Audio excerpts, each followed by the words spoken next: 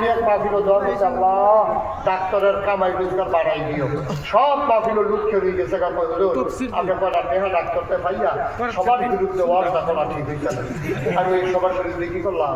তো আপনি যে বললেন ডাক্তারের কামাই বাড়ত, তো আমরা সকলের ওষুধ হইলে না ডাক্তারের কামাই বাড়ত। পরে আমি কি হলাম, দোয়া ফিরাই দিচ্ছি। আমি বলছি আল্লাহ ডাক্তারের দুধে ভাতে খাওয়াইও, তো আগে দিতে দেখলে অহল দিতে নেমে আর কি।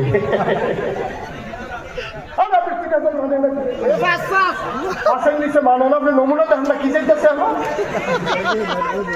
ডাক্তার সাথে 5,000 দিয়ে যান কিনা ডাক্তার আলী আকবর উনি দিয়ে দেবে 5,000 টাকা, বলেন মারহাবা। আমি তোমার সমস্যা কি চাই আর আইবেন না হলো ফুলুমিয়া 2,000 আর ওইসে তো আগে তো কথা ফুলুমিয়ার ছেলে ফুলুমিয়ার নামে দিছে 2,000। তো এই তো কথা তো হয়েছে আল্লাহ জানে না, বুঝেন আল্লাহ। মারহাবা কর। এখন আমরা সবাই মিললাম তো বাপারা নামাজের মতো বৈশাখ হবে না, তোমরা মারামারি যাইও না, যখন সরকার দিয়ে দিব। রাজি যে আমার কান্দে রে, ওটা কান্দে খুশি। হ্যাঁ আল্লাহ বাঁচাইছে। এখন মনে করছে ভাই আমার শুনে দিয়ে 10,000 নিকুই আমার।